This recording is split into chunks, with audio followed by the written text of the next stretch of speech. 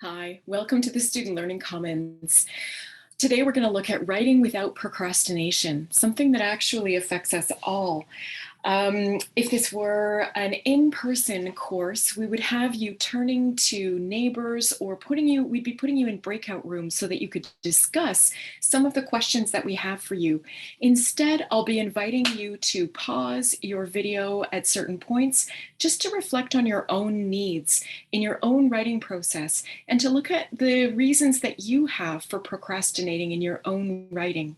We're all individuals and we all come to writing with different fears and concerns, and all of these feed into the ways in which we individually procrastinate in our own writing.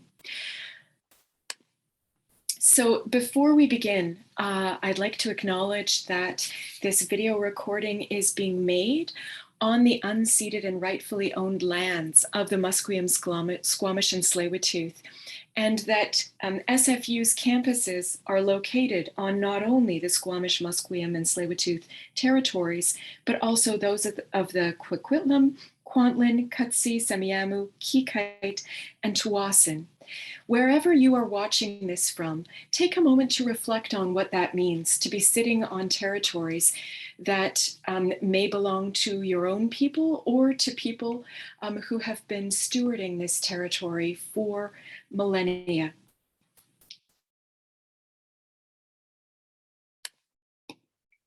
Today, we're going to talk about writing as a process, how to do a 5-minute draft to get unstuck, drafting in developing good enough writing habits. And we're going to do that through encouraging you to write a very crappy first draft. And then how to do a 2-minute edit if you had to. How do you set priorities about what elements are important if you have only 2 minutes to edit? And ultimately, how to beat back procrastination. And I would say that this is one of the most individual things about our writing process. We all procrastinate. Even people who seem to get their work done right away, we are all fighting procrastination of some kind. But the reasons that we procrastinate can be quite different, and the ways that we procrastinate can be different too. Here is what somebody humorous has put together in looking at how we consider the writing process. So if you can't read this graphic on your screen, this is a large circle, like a pie graph, divided into different slices. And it's meant to be humorous. It's called the time breakdown of the writing process. And the largest slice by far, which is almost half of the entire circle, is purple. And it's labeled as time spent staring blankly and or shouting at the computer. And I would say that, yes, that's hilarious, but also part of my actual writing process that helps me get from one idea to the next and evolve in my thinking does actually involve staring not so much at my computer, but out a window. And I do better thinking for myself if I have further to gaze. If I can gaze across a distance, I know that my thinking is going to be deeper. So as you're looking at this graph and hopefully finding some things that are funny, I encourage you also to think about what works for you. What are your individual habits that are successful? Because it's not up to us at the Student Learning Commons to tell you what should work for you. It's up to us to offer you some tools that you can add to what already does work in your own writing process. And hopefully what we help you add can make it easier to get work done so that you feel less anxious and stressed as you work through this writing process. And maybe it will actually be an enjoyable writing process. So some of the other slices of pie, one that's rather large, like that takes up maybe a sixth of the pie, is called time spent thinking of a title for your unwritten book. Or me, I often spend a lot of time writing different titles for the paper that I'm working on. And whereas some people might consider that to be a waste of time, every time we frame our paper by putting a title on it, we're also evolving our thinking about what that package of our paper really is. So again, these are humorous, but these are also partly useful slices of the pie of the time that we spend on our writing process. What is not so useful is this very large slice, about a sixth of the pie, called time spent deciding on comma placement. Now, ultimately, I might not even notice, and I've marked a lot of student papers in my lifetime. I've also, as a reader, been aware of some grammatical errors like misplaced commas, but I can tell you that when I'm really enjoying reading someone's ideas, I simply don't notice these tiny errors. So agonizing over where to place a comma is possibly not as useful for you as making sure that you're expressing your ideas in your voice so that your reader is engaged with the concepts that you want to explain or describe or teach to your reader. The tiniest slice of all in this pie is called time spent actually writing. And I would say yes. For me, that's definitely true that I do spend very little time actually with a pen in my hand or with my hands poised over the typewriter or my keyboard, my computer keyboard, writing a paper. But writing should not be just reduced to a text-based element, a text-based activity. We do a lot of writing as we're staring out a window and we're thinking. We do a lot of writing as we're conceptualizing that title for our paper. What are we talking about? And we do a lot of writing when we ask people questions, or we talk about our writing, or we get ideas from other people, or we're reading other people's ideas. These are all part of the writing process. So don't think that writing just has to do with putting letters down on a screen or a digital or paper page. Writing is a lot of things. And when you sit back and analyze what it is that you do as a writer, I hope that you'll come up with ingredients that you think work for you, and then other ingredients that maybe you want to fix or strengthen a little bit because they might lead you down the path to procrastination. Okay, so seriously, on this slide, we look at this kind of swirling set of lines and arrows that show us that writing is iterative, that we go over and over the process of writing, from pre-writing and planning, where we're organizing and focusing our ideas. We're getting down into the nitty-gritty of our writing, to drafting and reflecting, and maybe talking about our writing with a tutor or one of our peers who's giving us feedback, possibly just as a reader, to say, look, as a reader, I love this one section here, but you kind of lose me over here. So then we go back to our revision, and then we're working on editing and proofreading, possibly adding additional research or another idea that really helps connect those ideas that we already have on the page. But this is an iterative process, meaning that we go over and over these pieces. So as we're generating ideas, understanding the ideas of others, collecting information, note-taking, free writing, brainstorming, looping, all of this goes into this circular process. What we don't want to have happen is moving from this iterative process where we're actually generating and refining material so that it's moving towards a draft that we might be okay to hand in to our professors or our TAs. We don't want to do what now on this slide is showing at the center of these swirling lines. We don't want to fall into the black hole at the center, because that's where we tend to end up procrastinating and avoiding actually moving our writing forward. So think about the different phases as you look at this slide. What are the phases that you spend a lot of time working on? Which phase of the writing process for you is one that you don't like or that you're afraid of? And so you maybe avoid it and you end up procrastinating. It's where you move to the refrigerator or the television, or think about what's on Netflix or what you're going to cook for dinner, or maybe you just want to have a nap.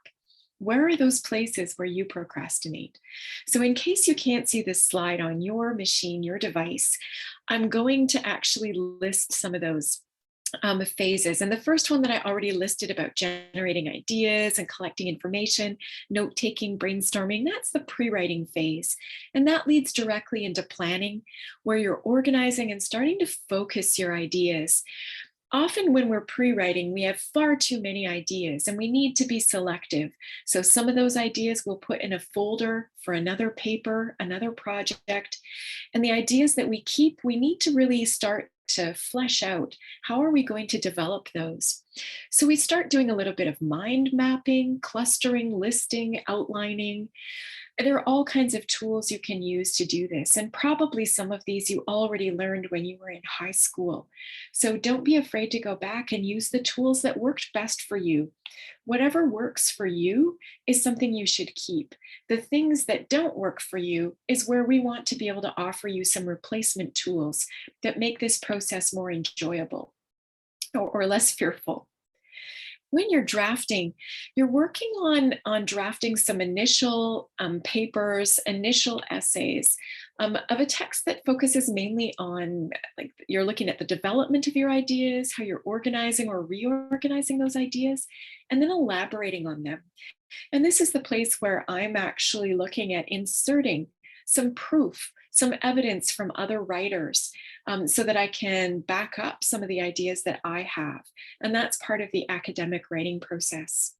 And then if we have time, and I find this is so much better for me, putting my paper away in a drawer or a folder, or somewhere else in the room, and letting it sit for a while so that I have some distance. And when I come back to it at a later point, reading it and reflecting. Like, what did I think? Is it too emotional?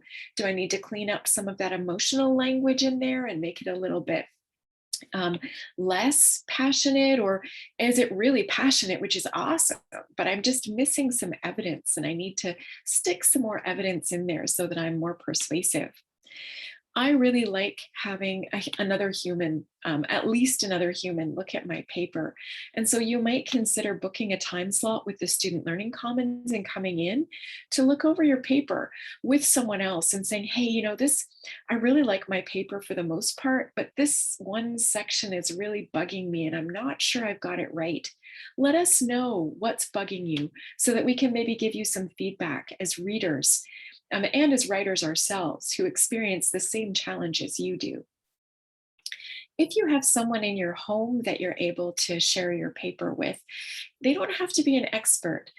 They just have to be somebody who reads. And what is their experience as a reader? Does it flow? Is it organized? Do you lose them anywhere? That can be really useful feedback. I use that kind of feedback all the time. And then as you're revising and working on other drafts or revising paragraph by paragraph, you're further developing and clarifying your ideas and the structure of the text that you'll end up at one point finally handing in. And then at the very, very end, that's the place where we're getting at the editing and proofreading, and that's that comma level. And ultimately, you'll find that one comma is not going to destroy your paper, but it's really useful to fix some small errors in your paper. These are called lower order concerns that we work on when we edit and proofread, because those can be distracting for your reader. And so that's not so totally useful.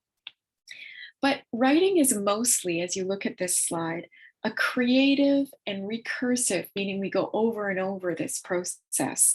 And you can be anywhere at the beginning of your paper as you're going through this workshop, or you might be actually working through a variety of drafts. And we can still offer you some of the tools that will help you avoid procrastination. So what I'd like you to do now is actually do a 5-minute draft. Nobody is going to see this. And this is one of the benefits of watching a video. If you were actually in a class, we would ask students to exchange their 5-minute drafts with other people. But you do not have to do this. You get to be your own set of eyes later on. But the process of writing a 5-minute draft is really useful. Sometimes I find that when I write down, I'm going to write for 10 minutes or for an hour or for 2 hours, that I don't really know what that amount of time is going to feel like, how burdensome that's going to be, or how quickly it's going to go. And so actually taking 5 minutes, it's useful to know what that feels like. So we're going to ask you to describe something. In 5 minutes, you can describe a theory or a concept or a process that plays a key role in a class that you're taking this semester, or a paper that you plan to write or you think you're going to have to write. Now, again, this doesn't have to be real. And if you can't think of something, then just think of an ordinary thing that you would want to describe to somebody. And if it's easier for you to do some creative writing, you can do that too. If you find that you're done before 5 minutes, you can take some time to elaborate. Where might you like to write some more? And so we're encouraging you to use the whole 5 minutes. Who is your audience? It is not your professor or your TA. It's not somebody in your field. So try to imagine a family member or a friend, some non-specialist who is going to be reading what you write. And again, you do not have to send this to anybody. This is just for you. But now we get to the hard part, the challenging part. These are the rules, the 3 rules that I'm definitely going to be writing with you, and I'm going to break these. But it's a matter of being aware of when we break them. So the first rule is no stopping, just to keep writing no matter what. The second rule is to not cross out anything. Don't delete anything. And that's really hard too for me. And then don't go back and reread. So try for 5 minutes to actually commit to these 3 rules. So I am actually going to run the video for the 5 minutes so you don't have to put on a timer of your own, and also so that you can't weasel out of your 5 minutes. So you can keep this running. I'll put the mute button on myself so you're not hearing any noise from my own writing process, and that's not distracting for you. And then I will also put the timer on for 5 minutes. I'll warn you at 4 minutes that you have only a minute left. And then at 5 minutes, we're going to stop and have a bit of a reflection about what that felt like. So, are you ready? Get set. And you're writing for 5 minutes.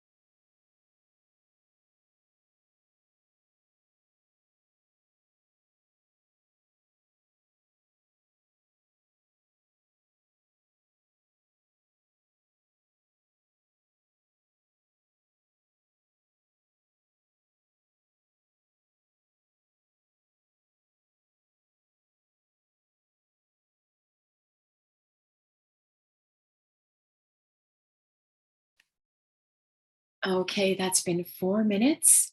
Keep going for one more minute, and then we'll have a debrief.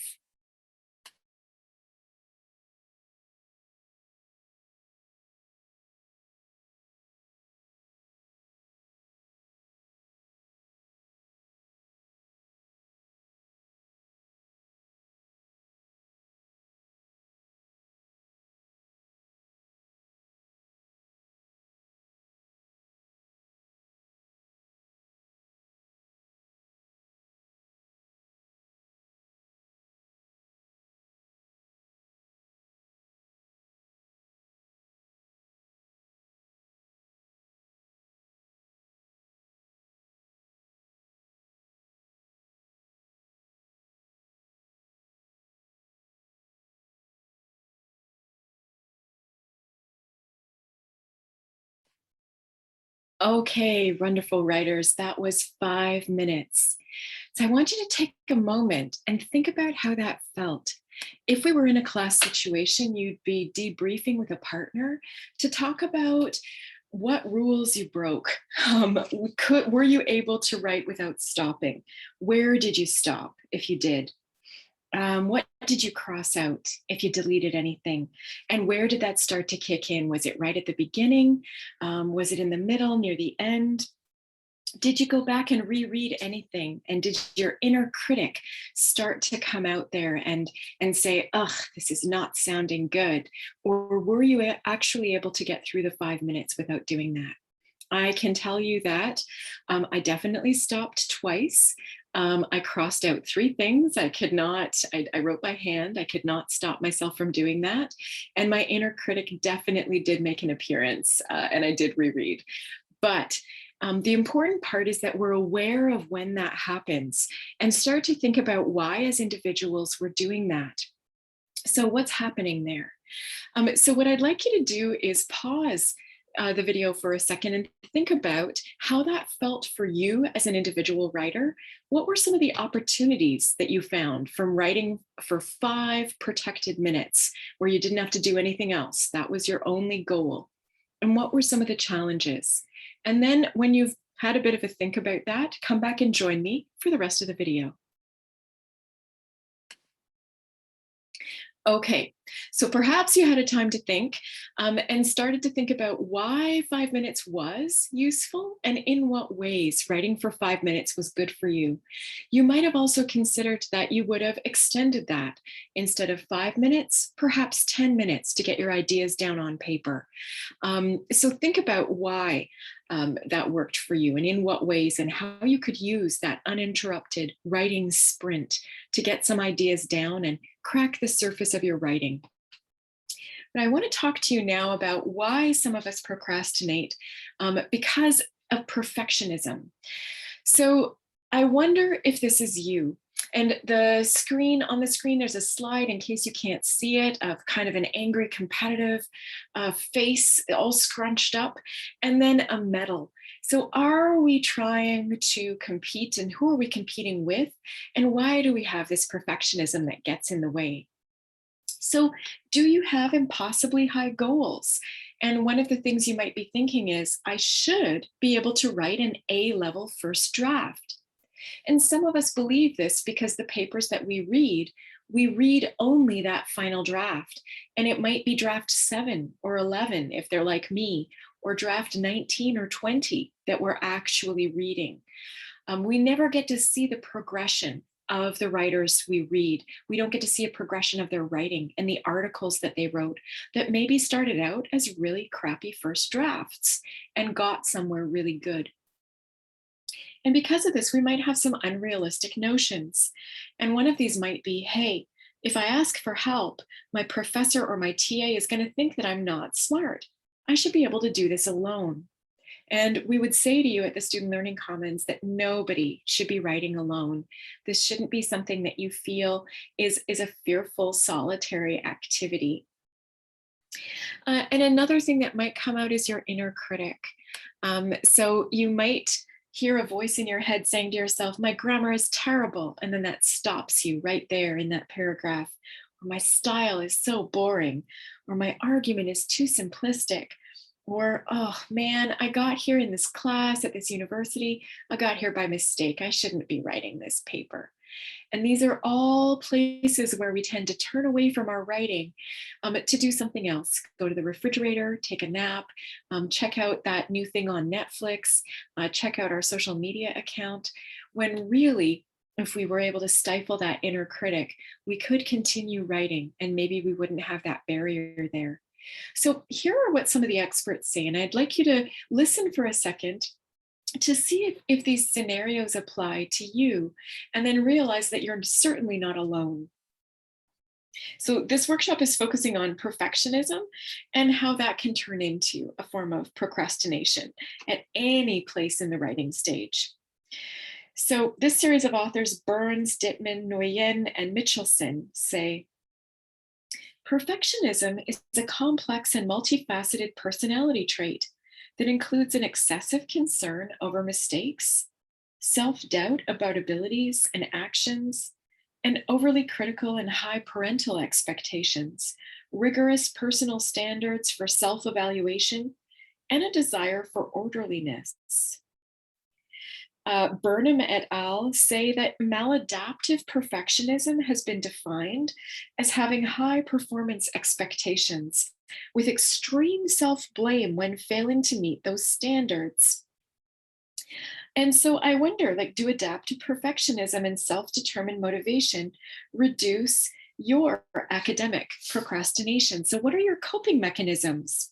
So here from Burns, Dittman, Nguyen, and Mitchelson again, a focus on past failures, unrealistically high standards, and high levels of stress and anxiety are all characteristics of negative perfectionism.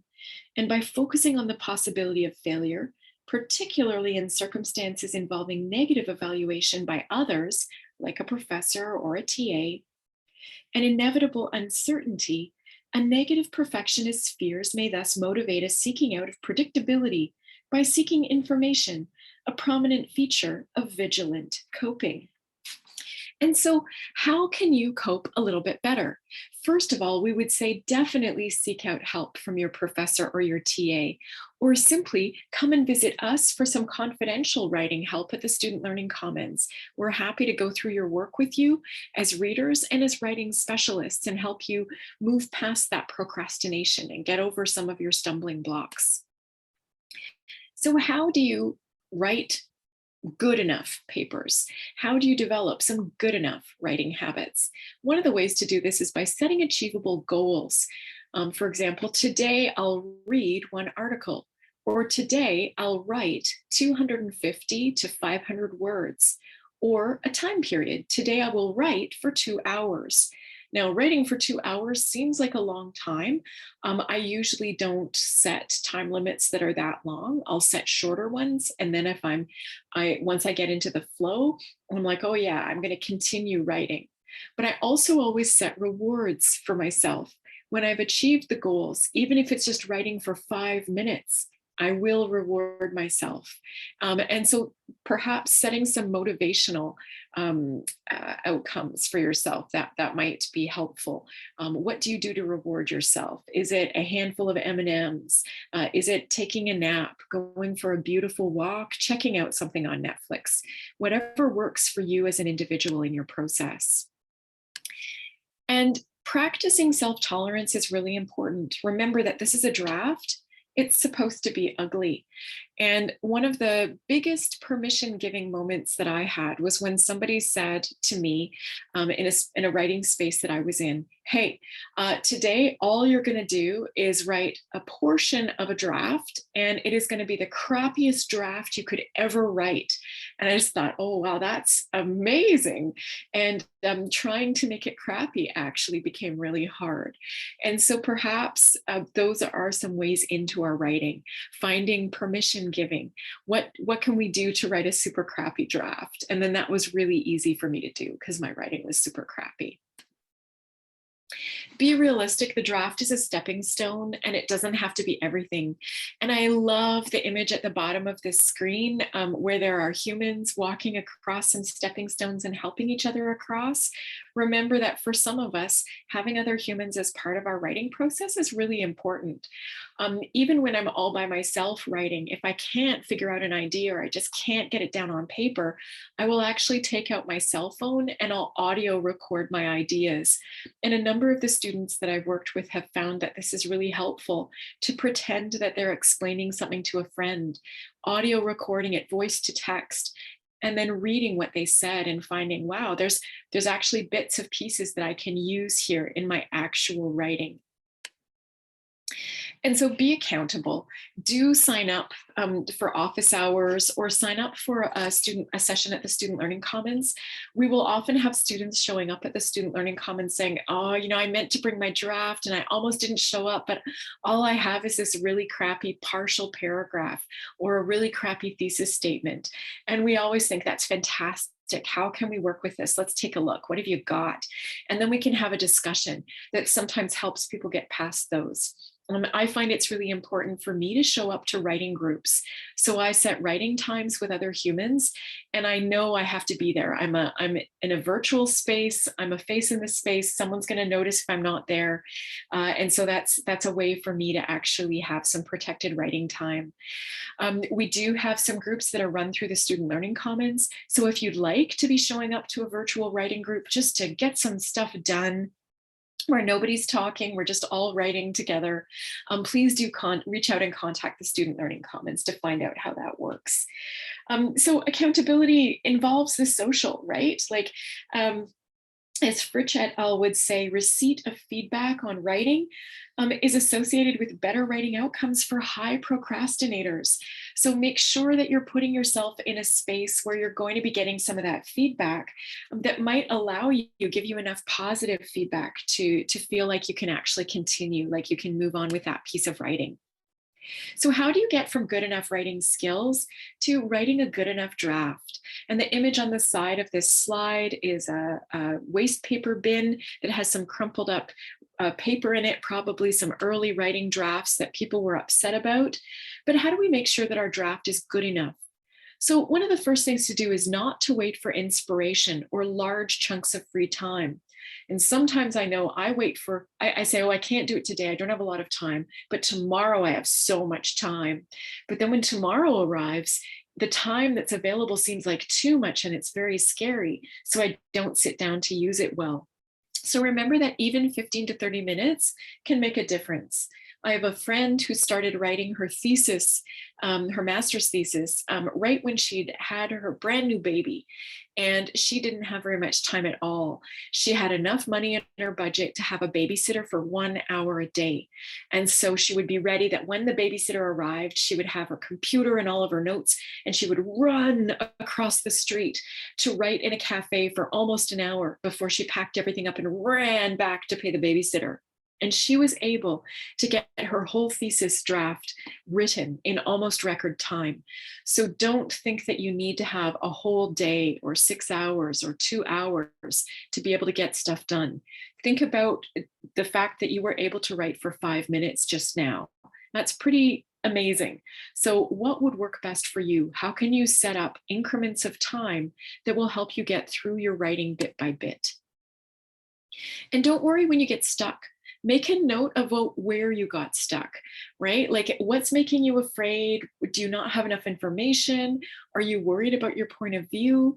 Do you not know how to phrase something? Does it not fit with the rest of your paper? And then work on another part of your paper so that you feel less stuck and go back to that other piece later.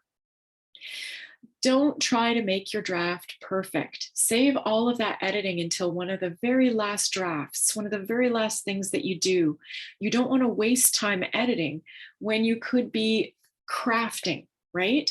Making that draft a better draft because your ideas are more important than, for example, punctuation. And so some of your draft will be rubbish and you will actually throw it in a garbage can or in your digital trash file. But please try not to make it perfect as you're going through the writing of it. Don't trash it and start over. That's something that a lot of us do, and it's actually a form of procrastination. Instead of doing that, try to produce words. And this isn't just about free writing, which you may have been doing during the 5 minutes. You can also be quite purposeful in a really short time frame. And in order to do that, be intentional. Be guided by your major research question or your purpose or your thesis. Your notes can be really helpful in helping to guide that writing time. And maybe set a goal for yourself. I always set a timer for myself. If I'm going to write for 20 minutes or for an hour, as soon as that alarm goes, I let myself off the hook and I reward myself. That way, I know that I can trust myself to follow my goals, to actually let myself get up from my writing when that goal that I've set is over. So, figure out what works best for you and try this. And don't panic when you get stuck. This really does happen to everybody. In panels where professors have shared their own journeys, many of them will say, hey, I still am terrified of sitting down to write, or I'm terrified when I get stuck in the middle of a paper and I don't know what to do next. And I think we don't hear this enough. We think that because we're students, somehow we're just not experienced enough to be good at this. And really, this is something that a lot of folks experience the very same way. So whatever you do, try not to let your writing stop completely. And booking accountable times with a TA, with your professor, with the Student Learning Commons, with a writing consultation can really be helpful. So take out that thing that you wrote for 5 minutes. You are not going to send it anywhere. It's just for you to look at. But pretend that in a horrifying world, you had only 2 minutes before this piece of writing that you did was going to be posted on a blog or in a newsletter or somewhere public facing where you would have some non-expert readers looking at it. What 2 or 3 elements would you revise? And when I say revise, I'm not talking about where you would stick a comma. Like, what would help this make sense? Because in all honesty, when we read something as readers and we're engaged with it, we often do not notice if there's a comma that's out of place.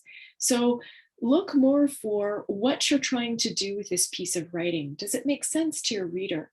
I encourage you to pause the video and just take a look at that piece of writing and look for 2 or 3 things that you would change and think about why you would change them. What's important about those?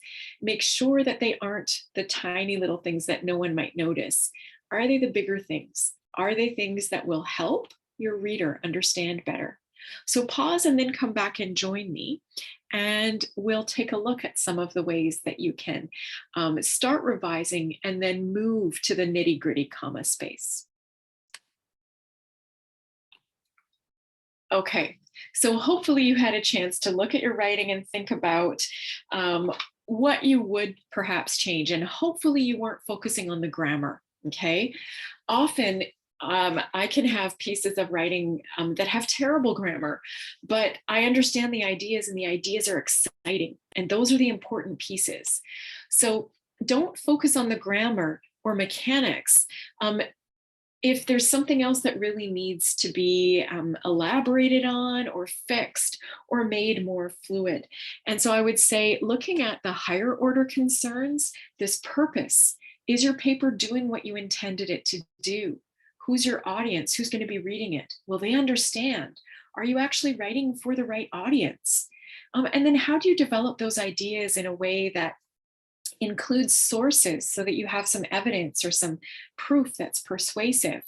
Have you organized it in a way that's going to make sense to your reader? And have you included transitions so that it flows really well and your reader has a kind of an ease of reading? So those are the things that you want to look at when you're revising. After that, you're going to look at the lower order concerns. And this involves the sentence level of your writing. So how is the punctuation working in a way that helps your reader understand the sentence? Have you chosen words that are actually making your sentences stronger and getting your ideas across more quickly? Are there any little grammar or spelling issues that might be distracting to your reader? And I think this is the point that we really need to look at. Higher order concerns are not about distracting. They're about getting your basic ideas across in a way that your reader is going to be interested, captivated, persuaded, and is going to understand them in a logical way. The lower order concerns is all about tidying up how that happens, so that your reader isn't distracted by too many errors. Most of us will hand in papers with errors. That's just the way it is. Um, all kinds of published authors will say, when my book came out, I found 7 spelling mistakes. And those are the things that they'll notice.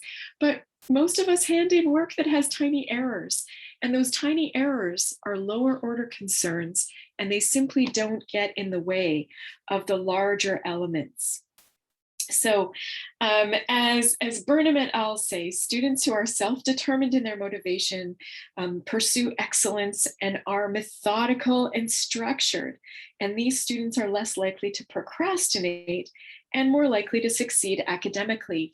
And we would say that by focusing on the higher order concerns first when you're revising a draft, that's going to help you be this kind of methodical writer to have more success. You won't be wasting your time on lower order concerns until you've taken care of the higher order concerns. So make sure that you're moving from higher to lower. I personally write 7 to 11 drafts of any paper that I'm going to be handing in. And it usually isn't until my 9th or 10th draft that I'm starting to look at lower order concerns. All before that, I'm looking at rearranging information so that it makes more sense. I'm looking at how did I express an idea so that my audience will understand better? Did I use enough sources? Do I need to have some counter arguments? Those are all higher level concerns. What we find is that sometimes students get so fixated on the lower order concerns that they will hand in papers that have a lot of higher order problems. So make sure you're looking at those first. Those count more. So how do you beat back procrastination? Join a writing group or create your own. If you'd like to join one that's been ongoing for more than 2 years, please contact the Student Learning Commons and ask about VOWEL, the virtual open writing lab for everyone. You can use online apps like StickK. There's also Write or Die. I personally find that incredibly stressful, the Write or Die, and so I don't use it anymore. But we all need to find apps that work for us. So really explore who you are as a writer and what tools you can use that will help you. The Pomodoro method has worked for a lot of folks I know, putting a timer on and working for 20 minutes at a time and then taking a break. Remember that if you work well with rewards, reward yourself and set some clear goals and track how you write. There's even spaces online where you can do that. And that's really nice to look at over a period of time to say, wow, look at what I did this week. And I think too often the work that we do remains invisible to even us. And so we don't have moments to congratulate and reward ourselves. So if you have more questions about writing without procrastination, please come visit us. Some students have been showing up in our virtual or in-person spaces just to ask for tips. How can they better organize their time to get a writing project completed? So please don't write alone, come see us, and good luck with your writing projects.